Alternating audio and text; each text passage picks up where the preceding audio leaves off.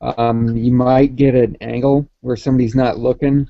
You might get a shot, but it's like I don't think it's a really good payoff versus the amount of effort of making one, carrying one onto the field, and carrying it off the field. But like Otis said, if it's like a steady, no, not a lot of maneuvering kind of siege, to where that might be your only way of actually hitting somebody is with a jab or some sort of throwing weapon. Because the walls might be too high. We have no idea what we're looking into.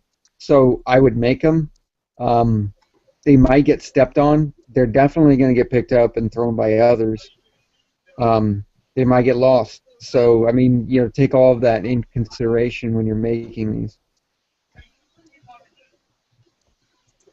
That's dead in line. But awesome question. Yeah, if it's funds that you have to expend, then it'd be a fun experiment. Some people really love them, but you'll see the ones on the field are mostly made really cheaply to be expended. It's not their most valuable javelin ever. It's they look basically like gigantic arrows. So I mean, some of the vets are laughing. I think somebody else mentioned in the chat that anything that has ammunition, it's difficult because with LARP arrows you can't carry thousands of arrows. You can carry like about 15 or 20, and the tennis ball sized heads become too much. Javelin would be worse, so. As per the tactics I've seen effective, spears delivered straight, pole arms whacking at the corners on heads in a very specific way, by the way. A lot of people don't use pole arms the way I've been taught how to use them, so I definitely intend to do some instruction. My pole arm style is it's not going to shock you. It's not like I'm like holding it upside down or something. As a matter of fact, I'm distinctively not holding it upside down because I've seen people do that and it's ridiculous.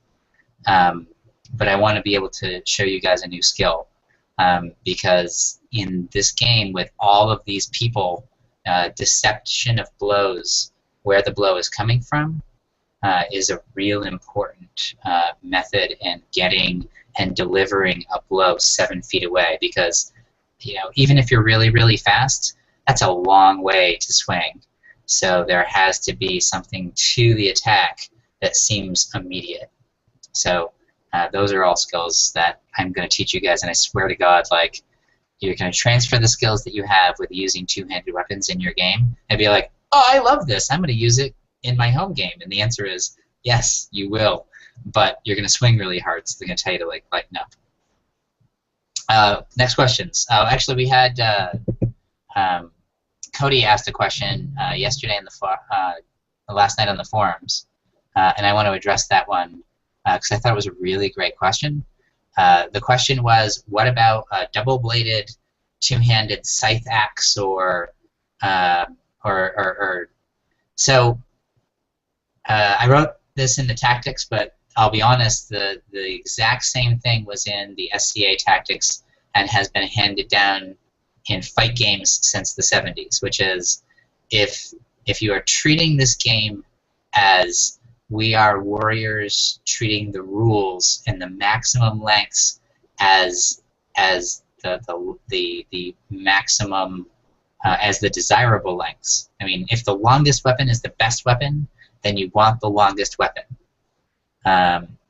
If you have a weapon that has a trick, like that does something weird or hits the top of a shield and comes down, that'll be effective a couple times, but the observation over a long period of time is, A, you're going to draw a lot of attention, and very differently from other games, drawing attention in Biko, I mean, I don't know if you've ever done something horrible in public where 70, 80, or 100 people all of a sudden turn and say, "Get that guy!" I swear I was totally innocent. But the point is,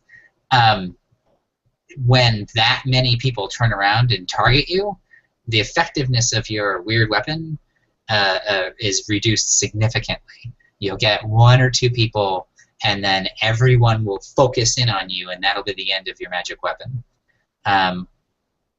Straight weapons delivered with straight blows are always effective. Also, if you have a weapon that can hit somebody in an angle that they don't expect, they won't take it.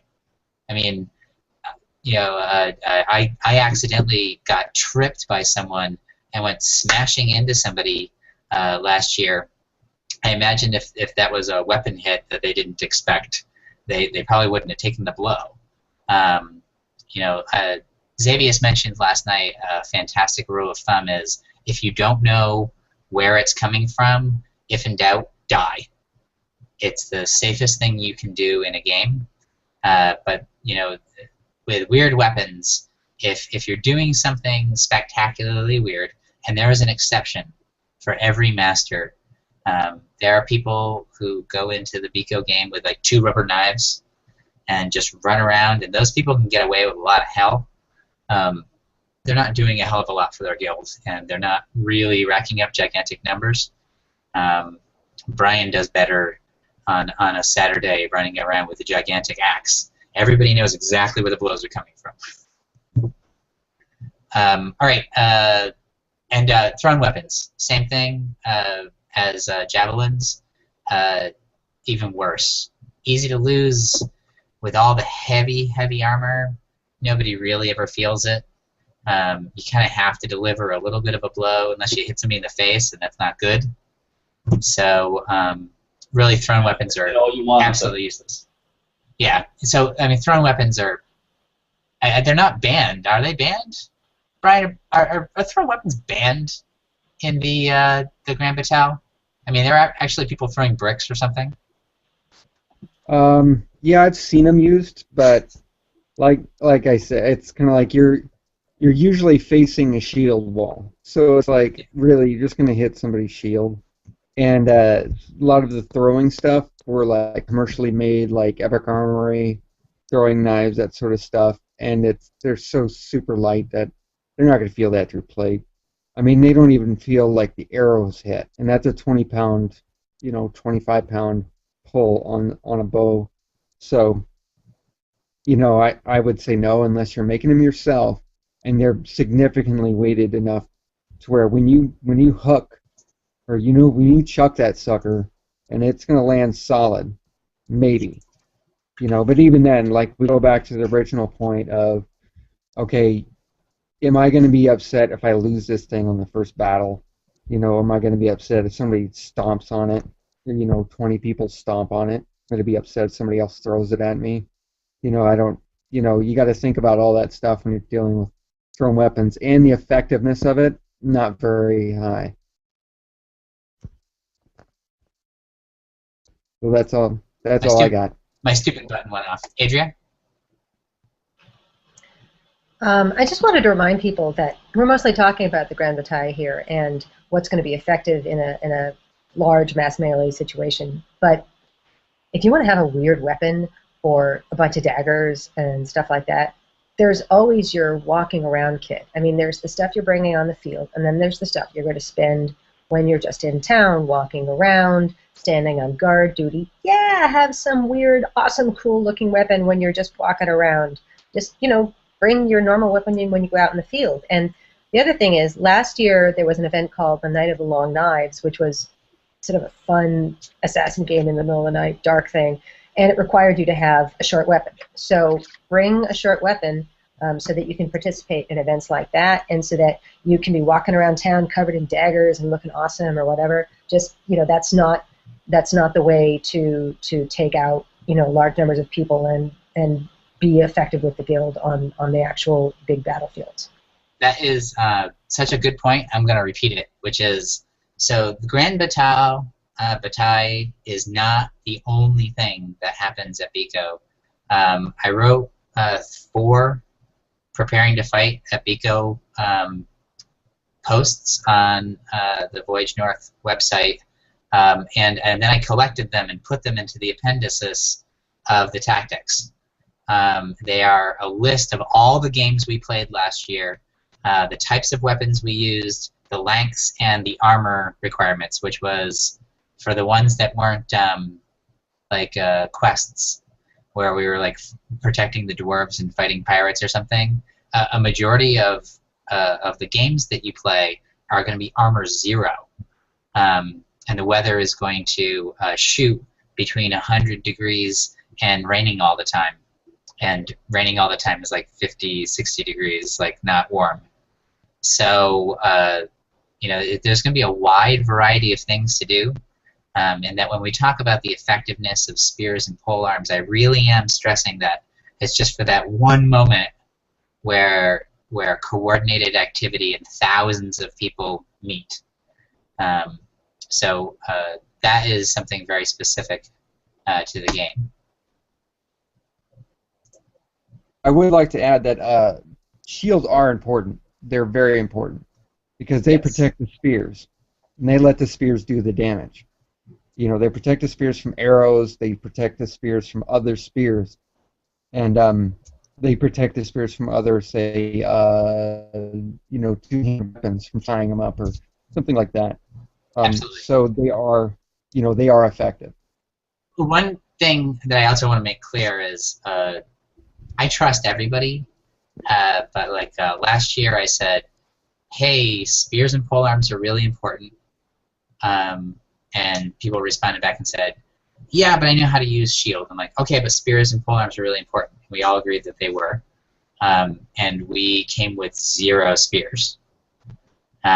So if I overemphasize the importance of spears, and I think that we should only bring spears and only bring polearms, that's because I expect us to all have shields already. We will not walk out onto the field with less than 50% shields. It's impossible. I don't even know if we can field it. But also, you know, Brian wasn't in this fight, but Adria was in the engagement where on Friday, the third group we slammed into was literally a pike group that had no shields, and we lined up right in front of them, gave them just enough time to have a, oh shit, we are totally fucked moment, and then we walked over the top of them. So I don't often tell that story because it means people won't bring spears, and I want us to bring spears, but I'm also, you know, partially funding that this year. So, I mean, between Adria, I'm giving a spear and a pole to Xavius so that he'll have them permanently, and I'm bringing 1 each for each of us. So between her and me and Xavius, that's 3 of us, and there's going to be 3 extras, which I fully expect to go to people who fly on planes. Anybody who can bring or make extra spears or poles, we're going to break them. We're going to blow stuff out. The longest range weapons are the ones that blow first. Xavius is still crying a little bit over that polearm that I loved. But that polearm's days were numbered the moment it got in my hands. So that importance having been stressed, I want to take the last 5 minutes to talk about combat archery. Because I don't know if you've gone through the primer or looked at the tactics or seen, but I've actually had a long discussion with our Ranger captain last year. Sorry, a Ranger captain from last year, and he's, what is he, 50-50 coming this year? We're really hoping he gets out for basic, but we are literally not going to know until a week before Pico. But he and Michael, we had this small team of archers who were intent on proving combat archery, and him and I talked during the week, and we talked about strategy, and I feel that we really nailed it. I mean, it's not anything that's surprising to me, but the most important thing is a lot of people feel that archery is light duty because historically it's light duty. They also feel that it's separate from the battle. You know, and if you're separate from the battle and you're not close to the 9-foot spears, then it's less of a thing. It's archery people die horribly.